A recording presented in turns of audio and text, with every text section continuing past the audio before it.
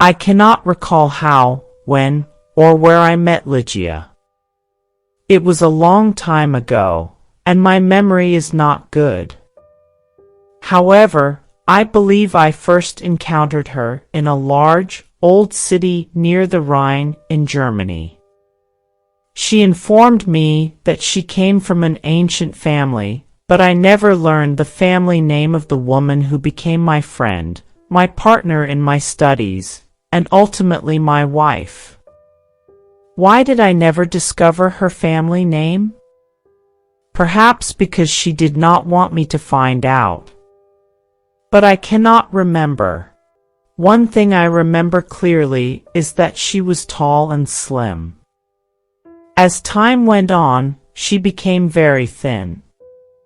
How can I describe her quiet, aristocratic movements or the peculiar softness of her footsteps? If she entered my office, I only knew she was there when I heard her voice or when she placed her white hand on my shoulder. She possessed a beautiful face, although it did not possess a classical kind of beauty. There was something peculiar about it. I have often tried to comprehend it. Was it her pure white skin or her thick black hair? I often gazed at her long, delicate nose. It was perfect. I observed her sweet mouth, how soft and red it was, and when she smiled, her teeth were white. Then I gazed into her eyes. They were larger than normal eyes. Occasionally, when she was excited, they resembled the eyes of a deer. They were black, with long black eyelashes and eyebrows. However, as I looked into them, I realized they had a peculiar expression. I pondered it for many hours, sometimes all night. What was the expression in those eyes? I yearned to know. Many times, I believed I was on the verge of discovering the answer, but then it slipped away. Lygia was remarkably determined. She was always calm and composed, but her determination was evident in her eyes. It radiated like a terrible energy, and at times, it frightened me. Lygia was also highly intelligent. She excelled in Latin and Greek, and she possessed a flawless command of many other languages. She never made a mistake. She was also a student of science and mathematics. When we first married, I frequently sought her assistance with my studies, and we worked together. However, after she passed away, I was alone. Without her, I felt like a child lost in the dark. When she initially fell ill, she did not come to my aid as often as before. She grew thin, and her skin became pale and translucent. When I realized she was dying, I felt desperate. Lygia fought against death with all her might. She was determined to live. I watched in agony as she battled for her life. I knew she loved me, but it was only in her final moments that I truly comprehended the depth of her love. She held my hands and professed her devotion to me. I cannot speak of it now, but let me say that her love for me was intertwined with her determination to survive. On the night she passed away, she suddenly rose from her bed and cried, "Oh God, must I die? Must I lose my fight against death? No, I cannot die like this." But my dear Lygia died. I was consumed by sorrow, and I could not remain in the old city by the Rhine.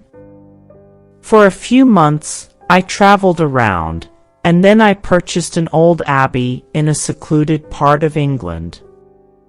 This dark, melancholic place reflected my feelings of isolation. However, I adorned it with beautifully colored curtains, carpets, and ornaments. I told myself, perhaps the vibrant colors will bring me happiness. Unfortunately, they did not. I began to drink excessively, but I do not wish to dwell on that period of my life. I will only mention that one day, I married Lady Rowena Trevanion of Tremaine. My new wife had blonde hair and blue eyes. She was vastly different from my first wife. However, how could I ever forget Lygia? I took Lady Rowena back to a room high up, in the tower of the abbey where we lived for the first month of our marriage. The room was very large, with an enormous window made of glass from Venice. The ceiling was high like a church, and in the center there was a big gold chandelier. There were sofas from the east and an Indian bed. On the walls were long tapestries like carpets with designs made of gold. The tapestries moved every time the wind blew. My wife was afraid of me because I was often sad and depressed.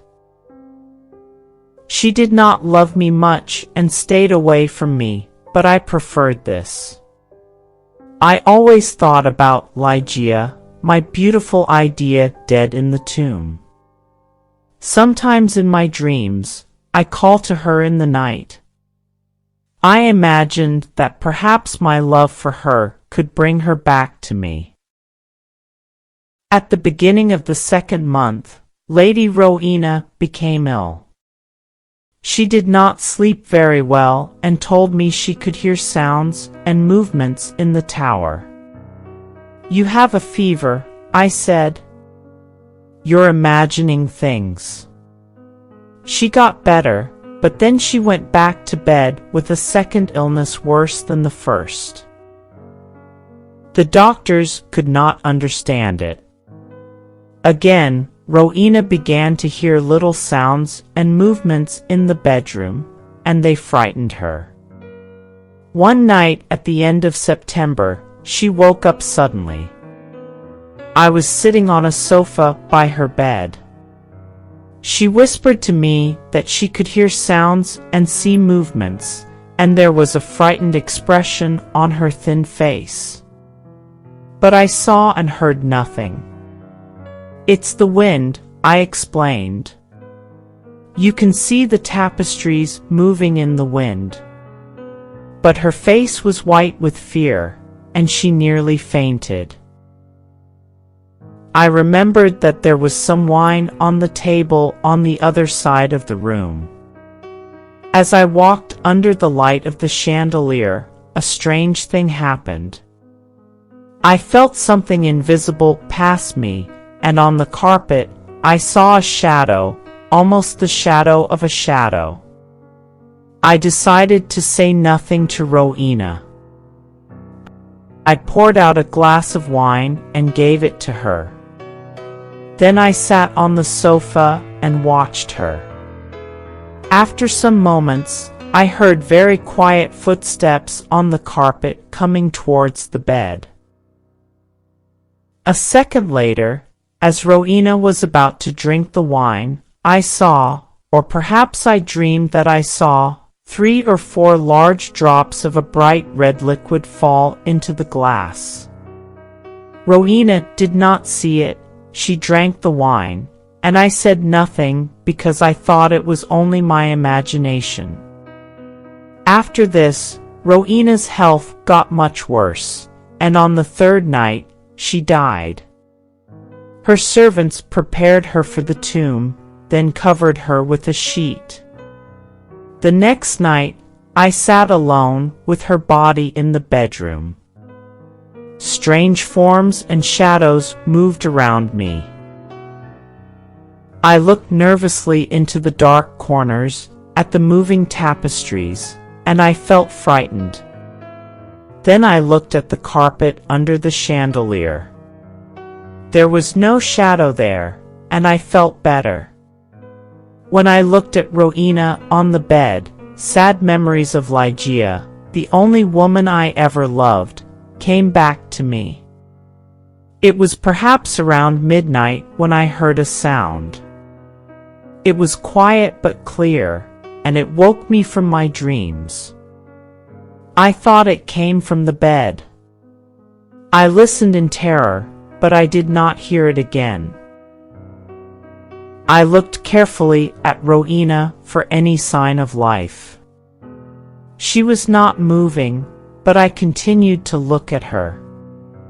Minutes passed, then I noticed a little color in Rowena's face. My heart stopped in horror. I could not move. When I realized that Rowena was not dead, I attempted to revive her. However, soon the color vanished from her cheeks and her face returned to a marble-like appearance. Her lips became thin, bearing the horrifying expression of death. As her body grew cold and rigid, I collapsed onto the sofa and dreamt of Ligeia. An hour later, I heard the same sound as before. I listened intently and confirmed its recurrence, a sigh from the bed. I rushed over and observed her trembling lips, which then parted to reveal her bright teeth. I thought I was losing my sanity. A pink hue appeared on her cheeks and neck, her body began to warm, and her heart beat faintly. Lady Rowena was alive. I did everything in my power to revive her, but suddenly her color faded, her heart ceased, and her body turned cold and rigid once more. I sat down and began to contemplate Ligeia once again. Then, for the third time, a sound emanated from the bed. However, I shall spare you the details of the horrors of that night. I made another attempt to revive Rowena, and then a fourth time. On each occasion, she seemed to struggle against an unseen force, and her body underwent a transformation. I cannot explain how, but she appeared different. It was nearly dawn when she moved once more. Exhausted, I sat on the sofa while Rowena's body exhibited more vigor than before. Her color returned, signs of life altered her face, and although her eyes remained closed, she appeared alive. Suddenly, she rose from the bed and walked slowly towards the center of the room, as if sleepwalking. I did not tremble, nor did I move. I remained as cold and motionless as stone, paralyzed by what I witnessed. As I gazed at her, my mind became flooded with wild thoughts. Was Rowena truly alive? Could I truly see her blonde hair and blue eyes? Why was I not certain? I could not discern her mouth clearly, but her cheeks resembled pink roses, didn't they? Or were they the cheeks of ruin? And wasn't she taller than before? A madness overcame me. I rushed towards her, but she moved away. Then, I noticed her long hair swaying in the wind, blacker than the darkest midnight. And now, slowly, her eyes opened. I screamed like a madman, for these were the black eyes of my lost love, the eyes of Ligeia.